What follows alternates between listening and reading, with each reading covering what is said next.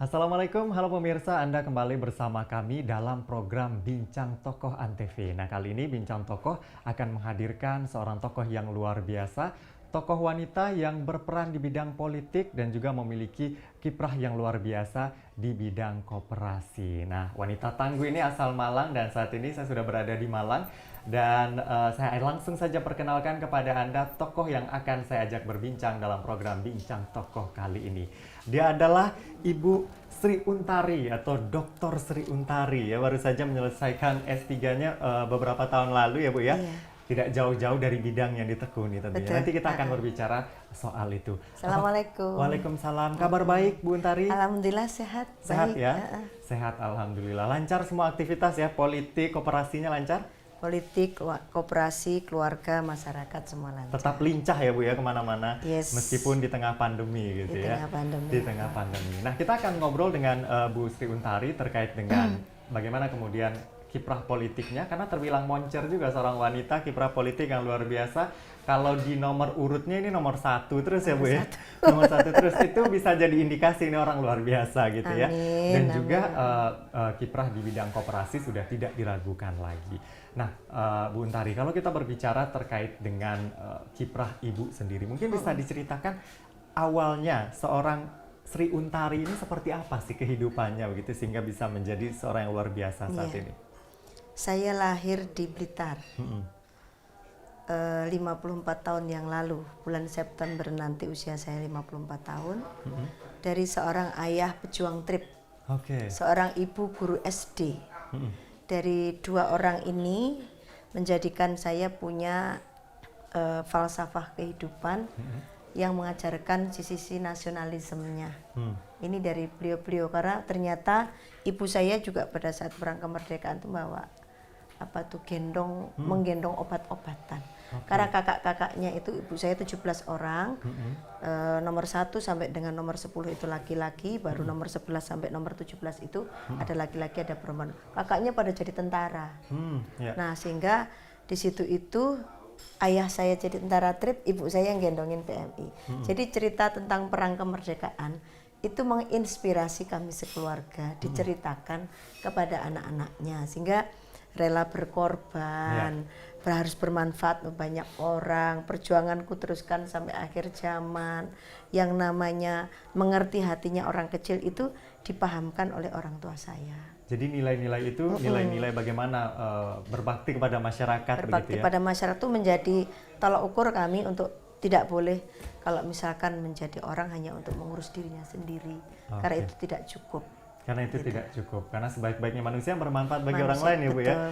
Oke. Jadi mulai masuk ke Malang itu pada saat kuliah begitu ya Bu Pada ya. saat kuliah tahun 85 saya dapat namanya PMDK, kalau sekarang jalur undangan itu. Undangan, ya. Jadi tergolong anak-anak pinter katanya gitu. Iya.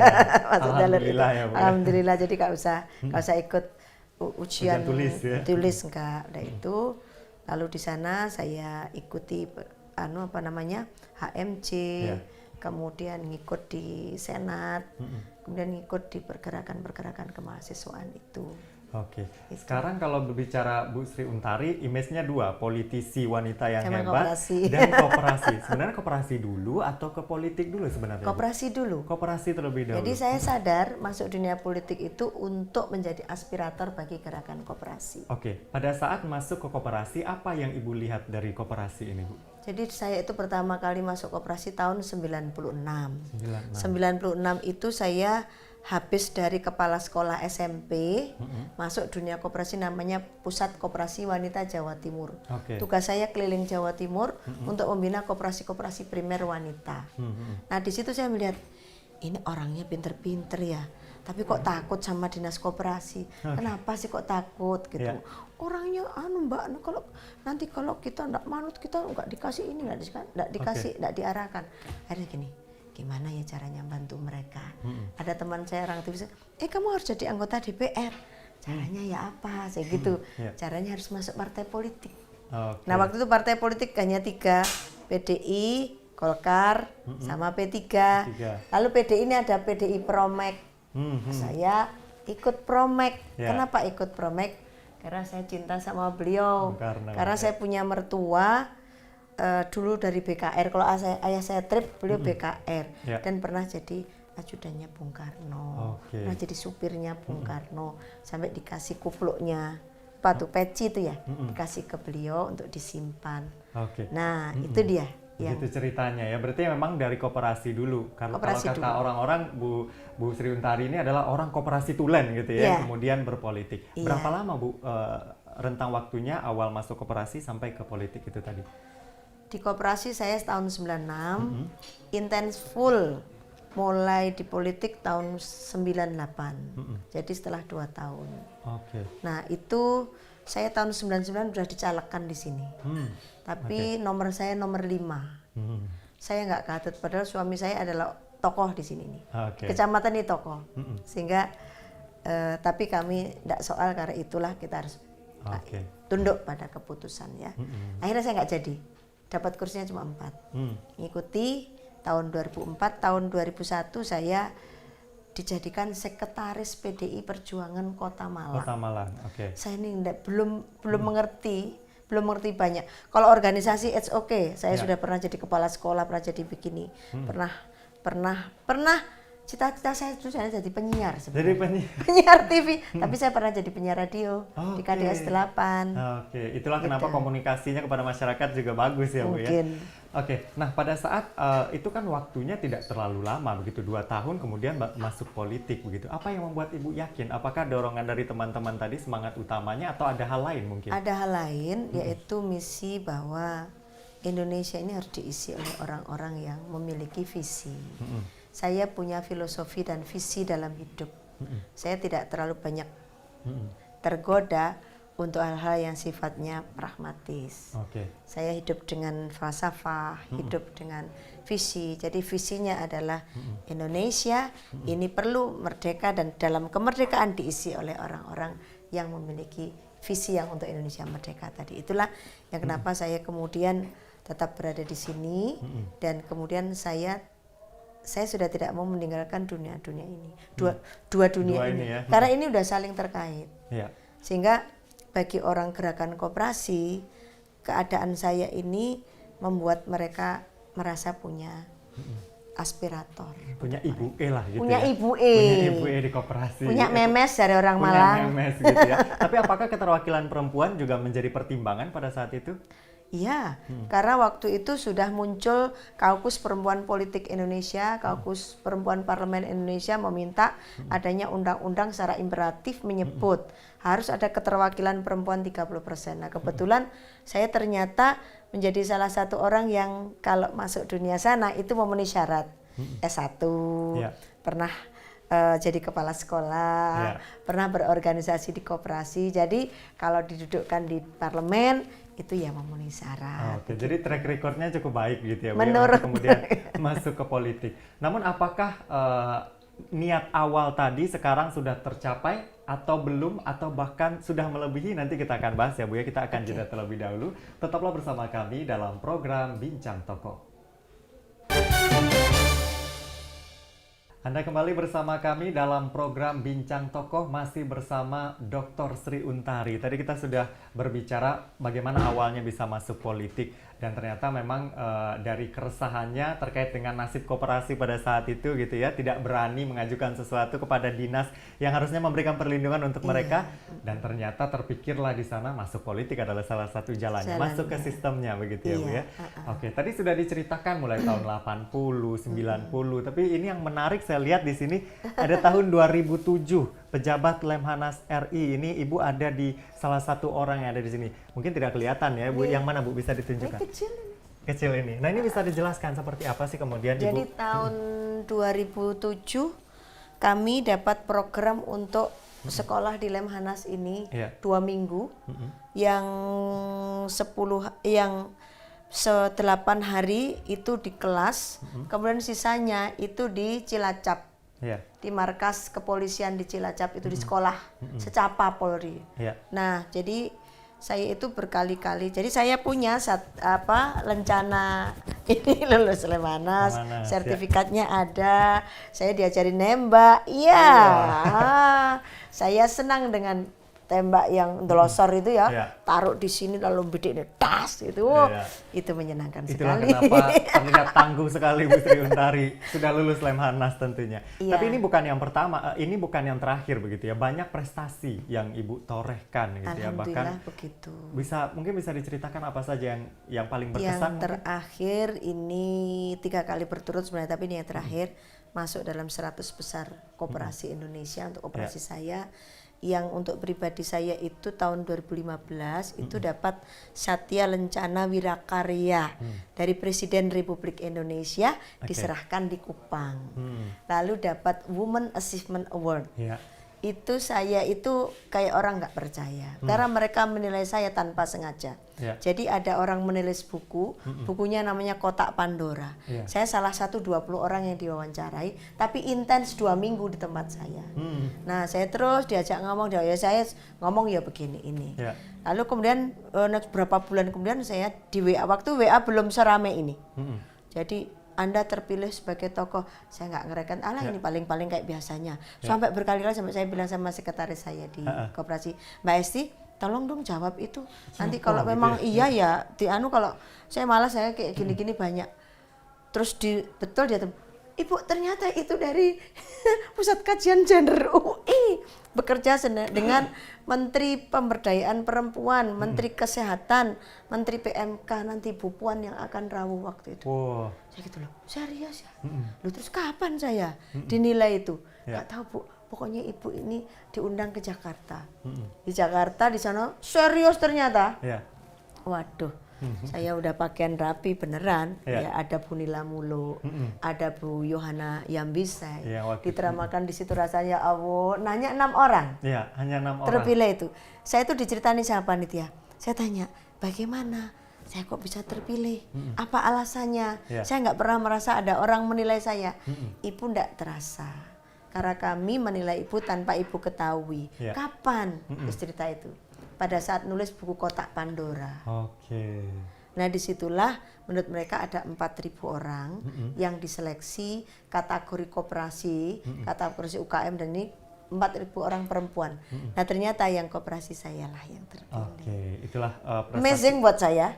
Buat banyak orang juga tentu amazing begitu Amazing, ya dengan ya. pencapaian yang disampaikan oleh Bu Sri Untari tadi. Tapi apa artinya begitu bagi Ibu dengan ada yang penghargaan Iya. ini memicu untuk apa, Bu? Artinya saya harus lebih banyak berbakti untuk masyarakat. Ya. Kalau dihitung jam saya ketemu keluarga itu paling lamanya 2 jam Ya. tiap hari itu. Ya. Karena saya masuk rumah bisa jam 4 pagi baru masuk rumah. Terkadang ya. Pulang Kayak subuh ya, Bu, kemarin ya? Subuh.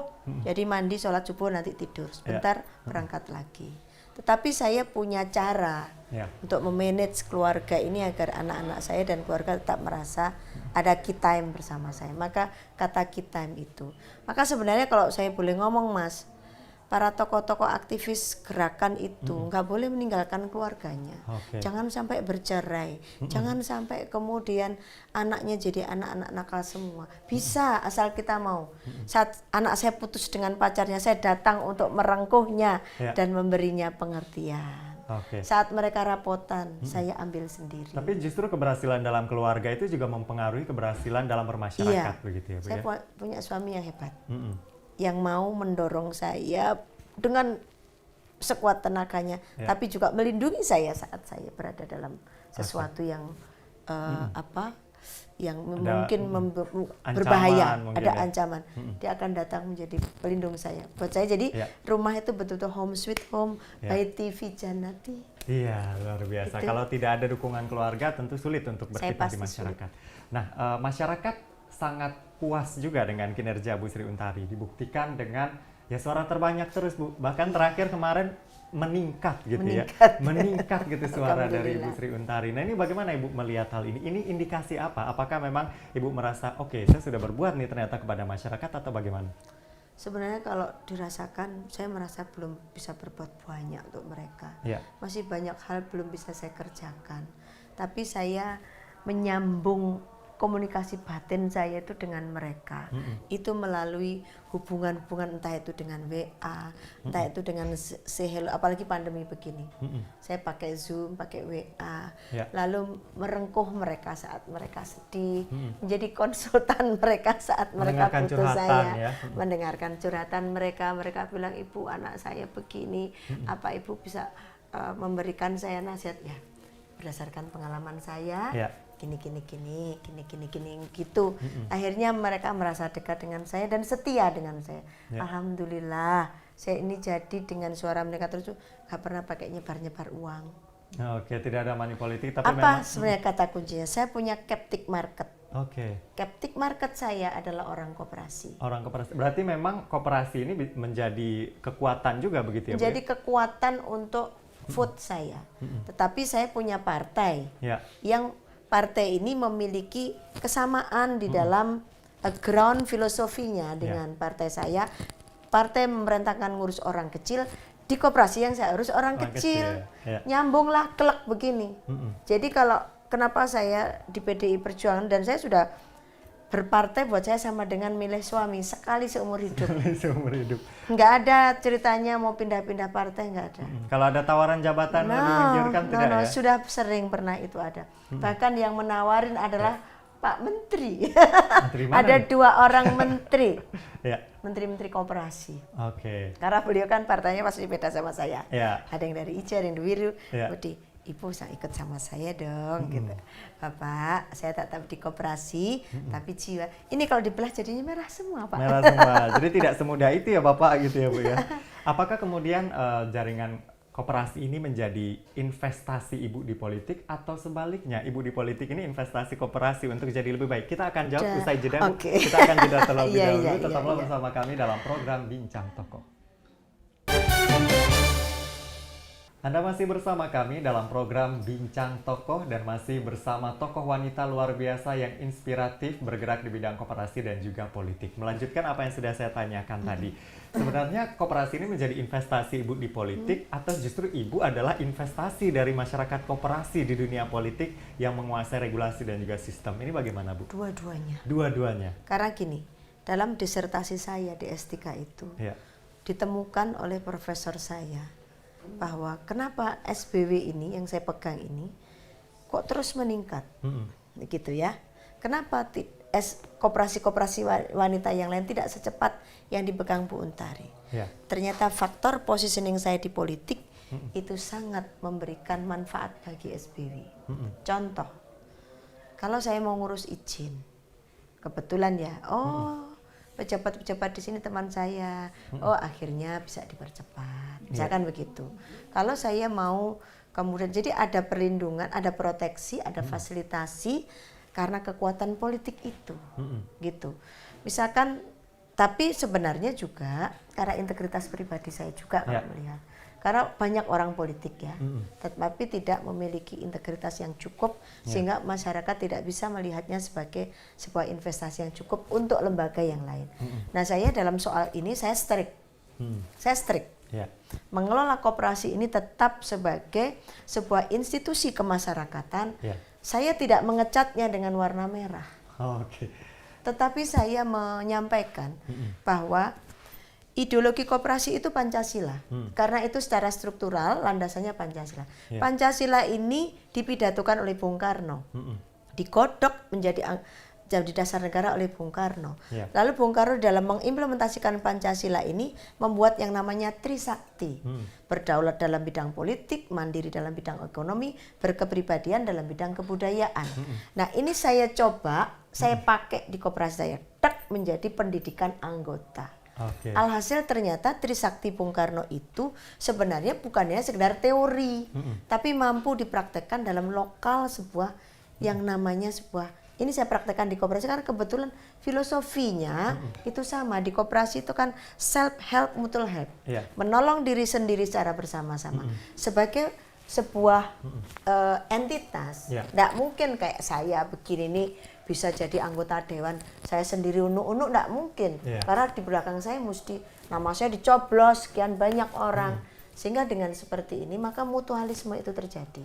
Kehadiran saya di koperasi menguatkan mereka, mengadvokasi mereka, menjadi aspirator mereka. Kehadiran koperasi menjadi captive market saya, yang kemudian karena saya day to day melayani mereka, akhirnya mereka sayang pada saya. Saya cuma minta begini, Ibu, saya mau punya gawe, gitu ke anggota saya. Bu, Ibu mau mantu? Enggak. Ibu mau apa? Saya punya gawe. Saya minta disumbang, saya bilang gitu. Sumbangannya apa, Ibu? Beras, gula? Enggak. Sumbangannya apa? Suara aja. Suara siapa, Ibu? Suara satu keluarga. Amankan keluarganya ya, nanti nyoblos Bu Untari. Biar nanti SBW tetap bisa menjadi patron. Iya, sasarannya ibu-ibu ini mempengaruhi bapak-bapak gitu ya. Jadi akhirnya 100.000 ada 9.000 orang di sana, perempuan, yang mereka itu adalah ibu dari keluarga. Nah, mereka punya suami, punya anak-anak, kadang punya cucu, punya tetangga dan sebagainya. Jadilah suara terbanyak. Saya gini, gitu. saya kasih stiker ya, stikernya 10. Saya kasih alat cara ini kartu, lalu buat nyoblos, nanti bilang sama tetangga, nyoblosnya di sebelah sini. Ibu ini orangnya, stikernya. Gitu ya. Depan, samping kanan, samping kiri. Selesai. Akhirnya banyak. Akhirnya jadi banyak. Tapi apa yang sudah Ibu lakukan bagi mereka? Tadi kan apa yang Ibu berikan begitu ya, sehingga mereka kan mutual tadi hubungannya. Di komisi sekarang apa yang, atau di DPRD lah katakanlah seperti itu, apa yang sudah diperjuangkan atau sedang diperjuangkan saat ini? Sekarang ini sedang regulasi-regulasi terkait dengan garam, terkait dengan pupuk, terkait dengan harga-harga komoditas yang seringkali terjadi fluktuatif. Nah, kita minta pada pemerintah Jawa Timur untuk mengambil kebijakan. Kami punya perda asuransi petani, kemudian perda tentang koperasi, perda tentang, ini sedang digarap, perlindungan petani garam. Nah, saya ketua fraksi. Saya tidak selalu berada di komisi yang bidangi koperasi, karena koperasi ini kan luas. Tidak hanya di bidang perkoperasian aja, tapi dia bisa juga di kelautan, di hutan. Nah, yang teman-teman kita yang ada di pinggir-pinggir hutan kita buatkan LMDH. Perempuan-perempuan masuk dalam kalangan koperasi wanita. Pemuda-pemuda masuk dalam koperasi pemuda. Pondok-pondok pesantren masuk dalam kopontren. Nah, ini semua sedang kita kerjakan. Nanti kita kalau pas bicara di segmen ekonomi, segmen koperasi, saya akan tunjukkan sebenarnya koperasi itu jalan keluar bagi negeri ini. Dan sekarang sedang menjadi sebuah pola ekonomi baru yang oleh negara-negara kapitalis sedang dikerjakan, dipakai. Sedangkan kita sudah ditanamkan sejak lama. Kita gitu punya dasar negara namanya sila kelima keadilan sosial bagi seluruh rakyat Indonesia. What is the institution about it? Ngono kan? Opo? Institusi opo aja nih? Sing bener ya berkooperasi itu. Nanti kenapa saya katakan itu koperasi? Nanti kita akan jelaskan hal itu. Tapi kemudian kiprah Ibu di koperasi tidak hanya koperasi yang dijalankan tadi, SBW katakanlah seperti itu ya. Banyak koperasi telah saya inisiasi untuk dibentuk. Dan sekarang Ibu di Dekopin. Nah, ini bagaimana ceritanya, Bu? Blessing in disguise. Jadi saya sebenarnya memang tidak pernah menyalonkan diri jadi ketua umum Dekopin.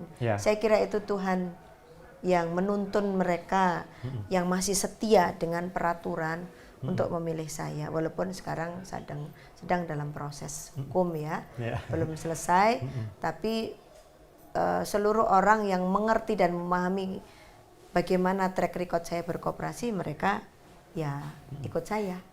Begitu. Berarti Bu melihat ini adalah tantangannya begitu ya dalam memperjuangkan koperasi begitu ya. Ada dualisme yang sekarang masih dalam proses, tentunya diharapkan bisa cepat selesai sehingga program bisa berjalan dengan baik juga.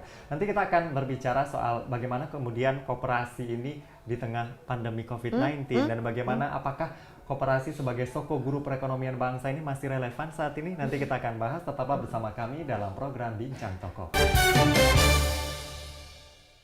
Anda kembali bersama kami dalam program Bincang Tokoh. Seru sekali berbincang dengan Bu Sri Untari karena memang apa yang disampaikannya sudah dilakukan. Sudah dilakukan, jadi pelaku. Sudah jelas semua ya Bu ya, sudah katam katakanlah seperti itu apa yang disampaikan tadi. Nah, kalau kita berbicara Dekopin meskipun sekarang masih proses dan ini prosesnya cukup panjang ya Bu ya. Cukup lama, kita harapkan segera selesai, tapi kemudian apa misi besar yang Ibu bawa ke Ya. Dekopin ini, Bu? Jadi gini, saya mendapatkan sebuah penelitian. Ya. Yang meneliti adalah Dr. Joni Situmorang. Di situ ditemukan bahwa Dekopin tidak berperan di dalam koperasi Indonesia. Nah, satu itu. Yang kedua, angka partisipasi koperasi Indonesia semakin lama semakin turun. Kita pernah sudah sampai hampir 10. Sekarang tinggal 7,8 alias 8%. Dari angka partisipasi orang berkoperasi di dunia sebesar 16%, Indonesia baru segitu. Dan itu angkanya cuma 5 juta. Dulu pernah, dulu saat saya masih kira-kira umur 30-an gitu. Itu angka partisipasi koperasi Indonesia itu mencapai 50 juta orang waktu itu. 50 juta orang. Nah ini semakin tahun tuh semakin turun. Ini mengkhawatirkan bagi kesejahteraan rakyat. Dalam teori berkoperasi dan teori politik saya. Kenapa? Jadi kalau kita mampu membangun kesejahteraan masyarakat melalui koperasi, bukan UKM loh ya. Kalau begitu banyak UKM seperti sekarang 63 juta UKM, itu menciptakan kapitalisme baru. Kenapa? Karena tidak ada yang namanya share pendapatan.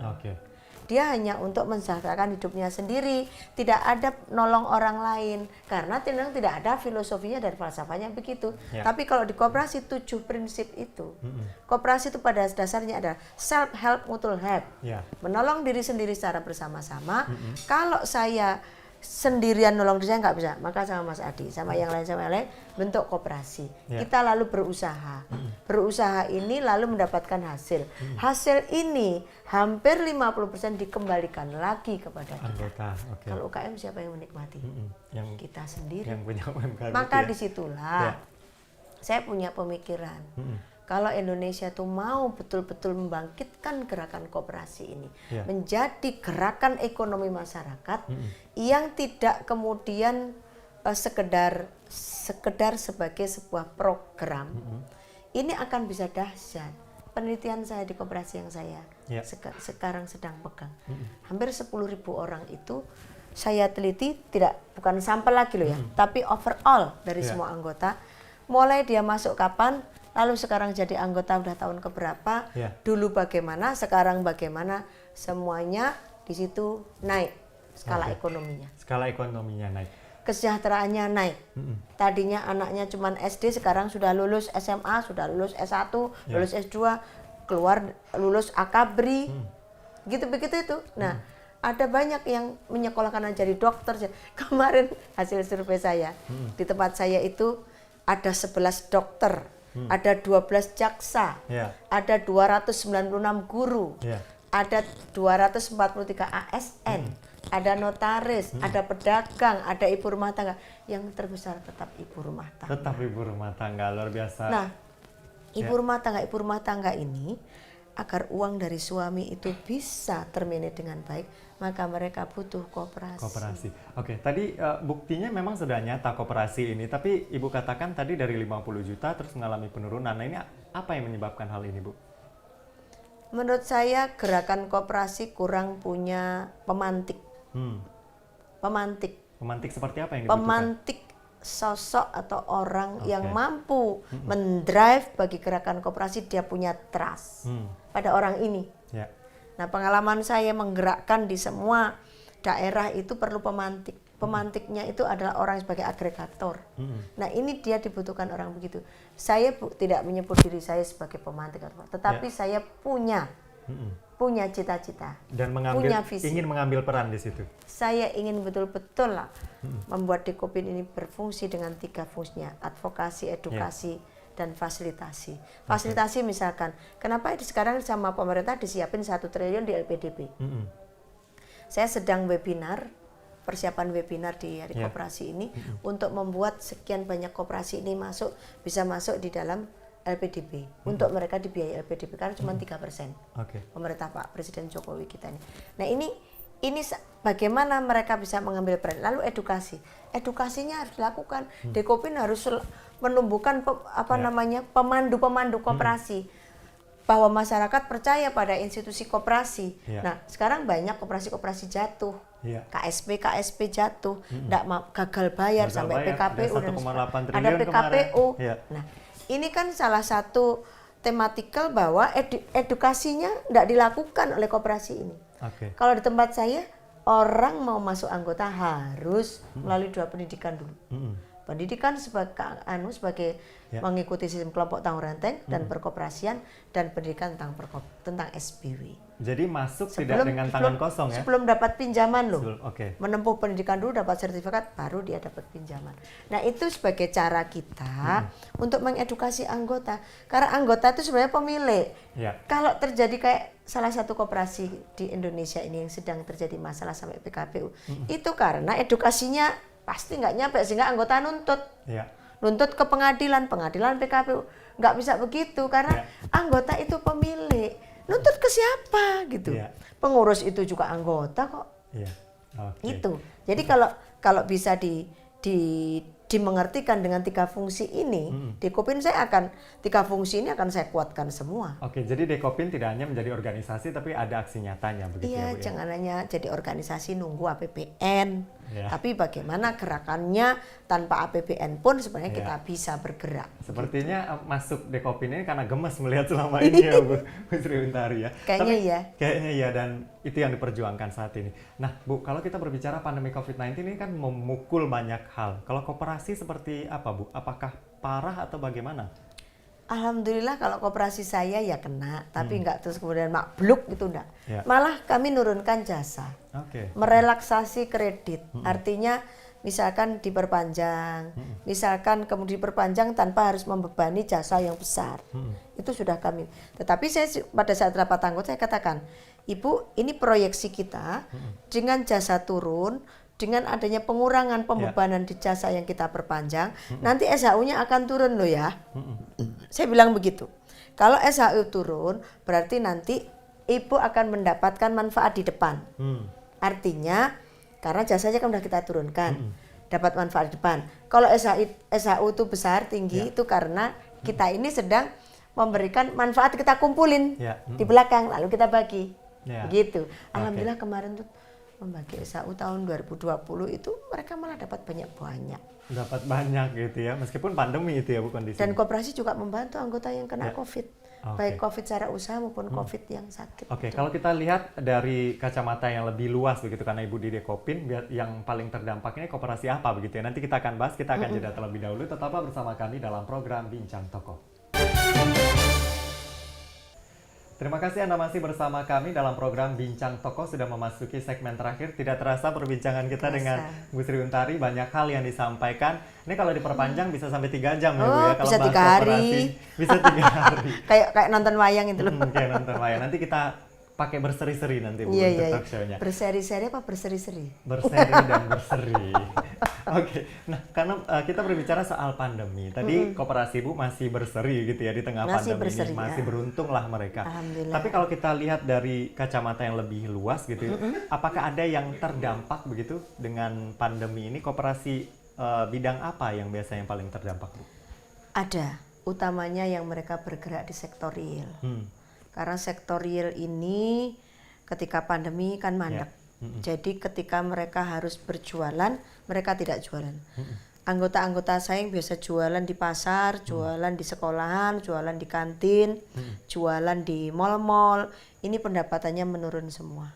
Nah, di pendapatan menurun semua ini kemudian kami minta datang, seperti apa keadaanmu. Kita ajak bicara, lalu kemudian kita berikan skema untuk diperpanjang. Supaya mereka bisa.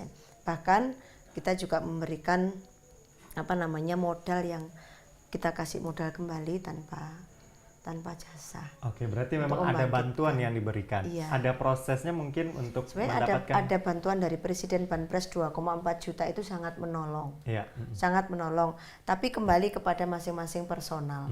Apakah dia mampu memanfaatkan bantuan itu seperti yang dimaui pemerintah begitu. Tapi ketika bantuan itu kemudian jadi beras, nggak jadi modal usaha, ya akhirnya hilang ditelan perut kita.